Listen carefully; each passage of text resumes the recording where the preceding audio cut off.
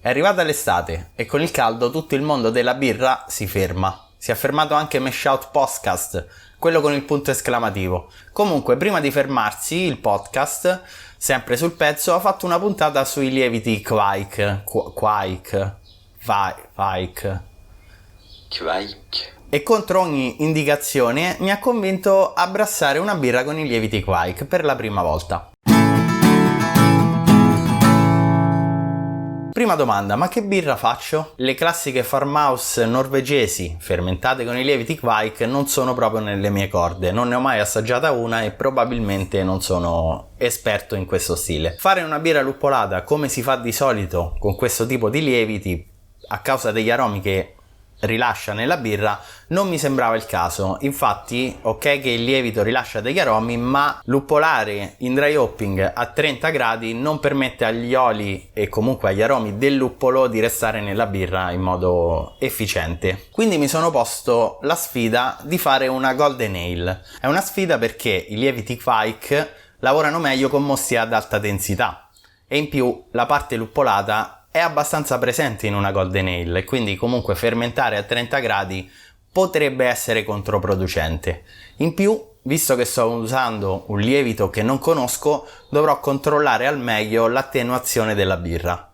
Comunque ci sono anche dei pro nell'usare questo lievito. Primo fra tutti è la temperatura di fermentazione, che si adatta perfettamente alle giornate estive che abbiamo in questi periodi senza dover usare il frigorifero.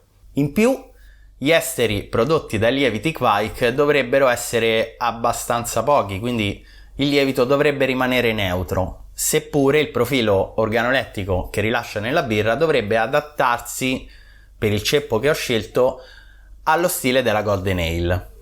E come ultimo pro c'è la flocculazione, infatti sembra che questi lieviti flocculino molto e quindi si ha la possibilità di lasciare il mosto abbastanza limpido, speriamo sia vero.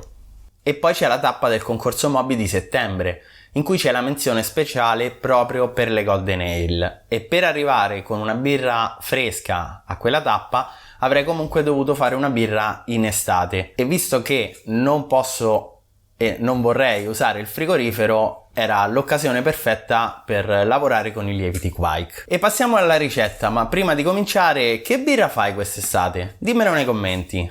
Quindi passiamo al giorno della cotta, fatta a 40 gradi all'ombra, e come grist ho mantenuto una cosa abbastanza semplice con soli malti base, cercando anche di svuotare un po' il magazzino. Infatti ho utilizzato malto pale ale per il 43%, malto Marisotter per il 42% e il resto è malto pilsner.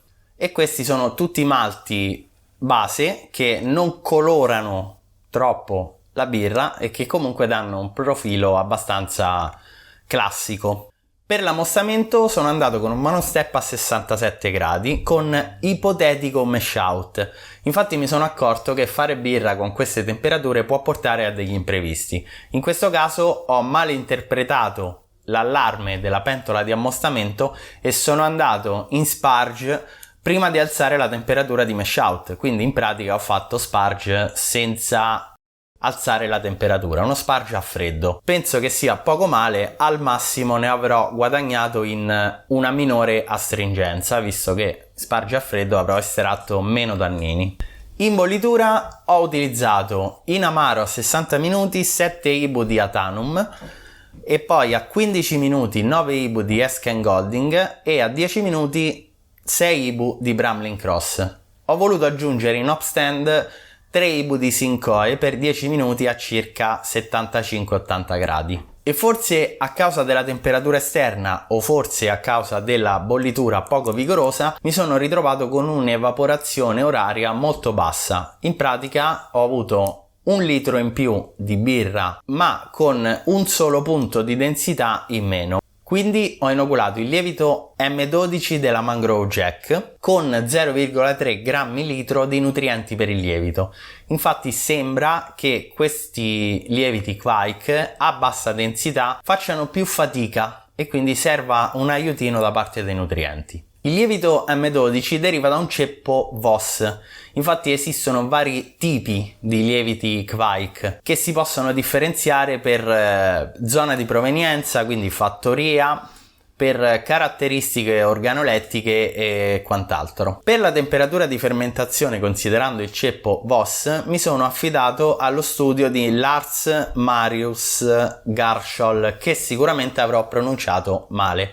Comunque è uno studio citato proprio da Meshout Podcast, che tra le varie comparative che fa anche un'analisi dei vari ceppi di lievito e dei profili organolettici che si ottengono nella birra in base al variare della temperatura di fermentazione. Per il VOS che ho a disposizione ho deciso di fermentare a 30 gradi in modo da riuscire a coniugare il profilo organolettico neutro che mi serviva con la giornata torrida estiva a cui sarei andato incontro. La fermentazione è stata fulminea, dopo 3 giorni il lievito aveva attenuato completamente ciò che doveva attenuare, arrivando circa all'89% di attenuazione, e dico 3 giorni perché la prima misurazione l'ho fatta dopo 3 giorni, ma probabilmente avrà attenuato anche prima di quel periodo. Oltre a questo ho evitato di fare col crash e ovviamente non c'è stato bisogno di utilizzare una camera di fermentazione, e quindi detto ciò possiamo assaggiare la primissima bottiglia di questa nuova fermentazione. Ecco, per l'aspetto direi che è decisamente torbida, con pochissima schiuma e probabilmente anche un po' liscia, ma c'è da considerare che questa birra ha solo 4 giorni di maturazione. Da quello che ho sentito i lieviti Kveik lavorano molto velocemente anche in rifermentazione in bottiglia, ma